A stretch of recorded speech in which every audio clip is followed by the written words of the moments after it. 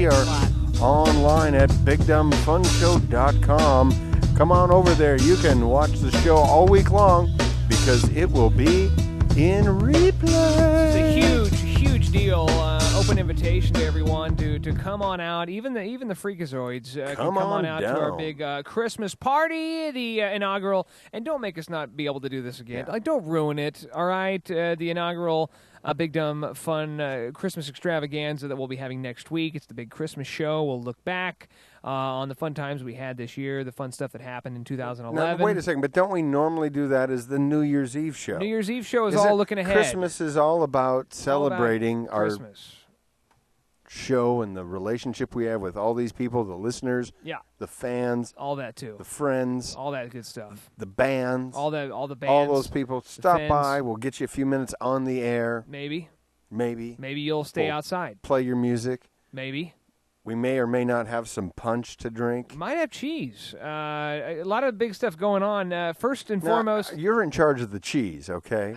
God, I don't want to be in charge of that. That's why I've been having everyone else bring cheese. You're trying to delegate the responsibility of the cheese, and when you went to Chris, he said Famunda. Yeah, Famunda, absolutely. So a lot of stuff that's going on. First of all, in my life, you look up my Facebook account, you'll see that we had Delilah's third birthday party at the Jump House. And if my fat ass wasn't jumping more than anybody else, it was awesome. Her birthday's right next to Christmas, which has got to be very confusing for a near 3-year-old as far as, hey, I get presents today, and I get presents in a week. It's very like for sure. like and that works now. There's 1 month in a year where she just gets tons and tons of gifts, and then the rest of the year it's like, man, this sucks. We went to go see Santa, and she wanted to tell Santa what she wanted for her birthday. I'm like, it doesn't work that way. It doesn't work that way. And the infamous Elf on the Shelf has arrived. It is a cultural phenomenon sweeping the nation. If you're not familiar with Elf on the Shelf, you should really make yourself familiar with it. It's one of the most creative and interesting things. You know, my parents used to call Santa. I don't know if your parents did, but if you were ever acting up, it's like, I'm going to call Santa.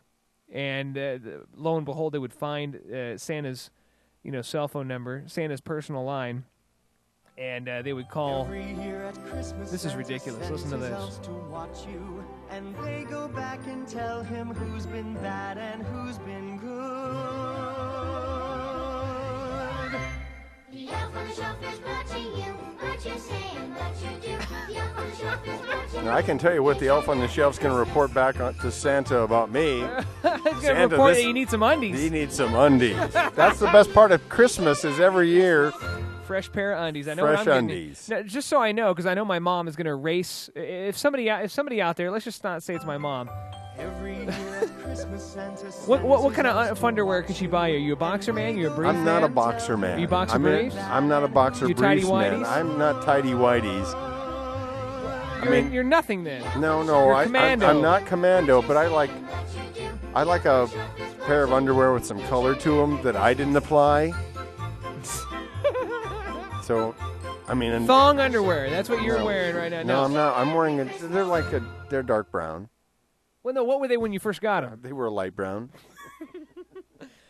So if we said bring your own cheese, but now I'm thinking bring your cheese and maybe like a pack of socks for Gnurk. Because socks would be nice too. I usually get those at Christmas as well. These socks probably 6 days old, but they're in the shoes. The closest thing to homeless. And socks don't smell bad until you take the shoes off. Underwear, on the other hand, that stuff comes right through your pants.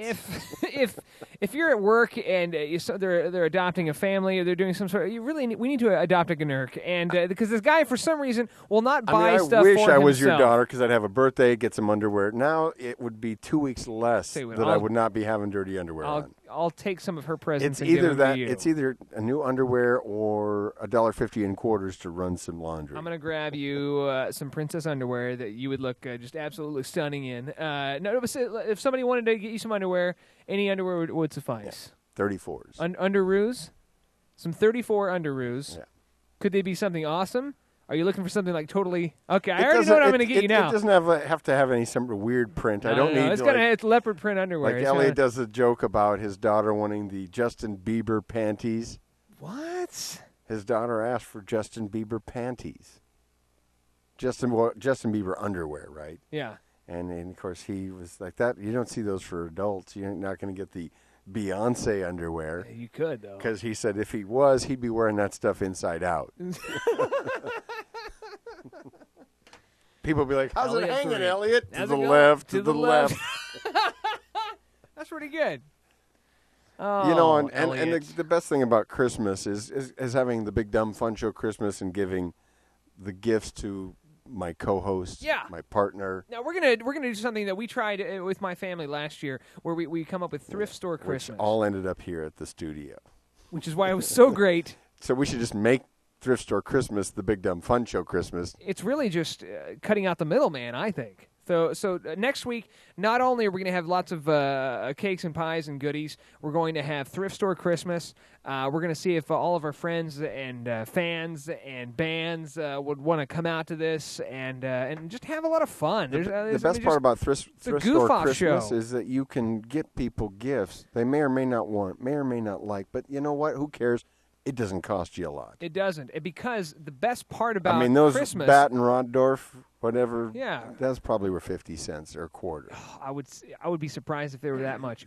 Now the best part about Christmas is got to be the couple days after, in what you consider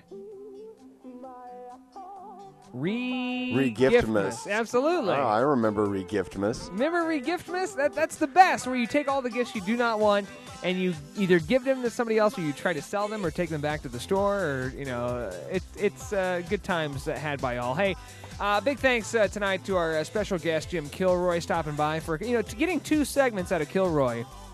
Sometimes, all right. Sometimes a tall order. The guy likes to get in, get out, and all right, I'm out of here. He was able to stick around for 2 segments. Check out ElvisBash.net. Ultimate Hip Hop KC. That's a new little venture he's doing. Try that if you're into the hip hop scene. And Metal Wars, Bonsai Magazine, all that good stuff. The guy's a living legend in Kansas City. Next week, of course, the big Christmas show. Everyone needs to be here for. I don't want to see anybody in the chat room. Everybody needs to be here next week and bring a cheese of some sort. Okay, and. Then also big thanks to Apple Snatch Jackson for actually answering the phone tonight. Yeah, well, we had to call her a little earlier. That whole time change thing is throwing her off. I can't believe she'd have a job at 6 in the morning. A guy named Chris, Sports Report with a guy named Chris. Thank you very much for showing up tonight. Next week, we also, not only is it the big Christmas show, not only will we have friends and fans and bands in studio next week, but we're also going to have a very special friend next week calling in from Georgia, right? Yeah, we're going to be talking with the face of Waffle House, April Bauer Cox. Oh my gosh, April, the beautiful face of the waffle, the social media, and among other, we learned this kind of after the interview. She's on a lot of stuff, a lot of Waffle House collateral. She actually works at the Waffle House. Table tents, flyers. We will an e-card. Also, happy tents, birthday, sugar. Yeah, that's right. Tents inside your pants as well. Underwear tents. She has been a part of as well, but that's really more just on a personal note. But we'll talk with her next week on the Big Dumb Fun Show. And after the Christmas show, we're going to maybe go out to the Waffle House for a Big Dumb Fun Show Waffle House Christmas dinner. A little Christmas waffle dinner. I like it. And then the week after that, it's the big New Year's Eve show, of course, and we'll talk about our predictions from last year, see where that fell for this year. That's right. Stay tuned to our Facebook account, because we're going to try to get predictions from you for that show as well. And New Year's Eve, you're going to be hanging out at the Isle of Capri. You damn tootin', I will be there at the Isle of Capri, throwing people inside the cash cube from 10 to 2 on New Year's Eve at the Isle of Capri. And you can also catch Big Dumb Fun Show host Aaron Gnurk. I'm going to be doing some stand-up comedy with Mr. Elliot Threet in Grafton, Nebraska.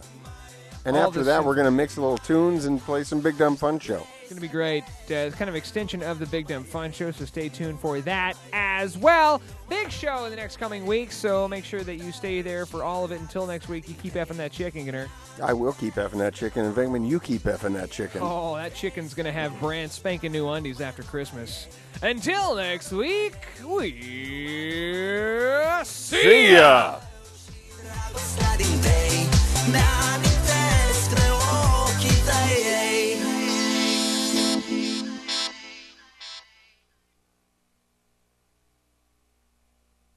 Is there anybody out there?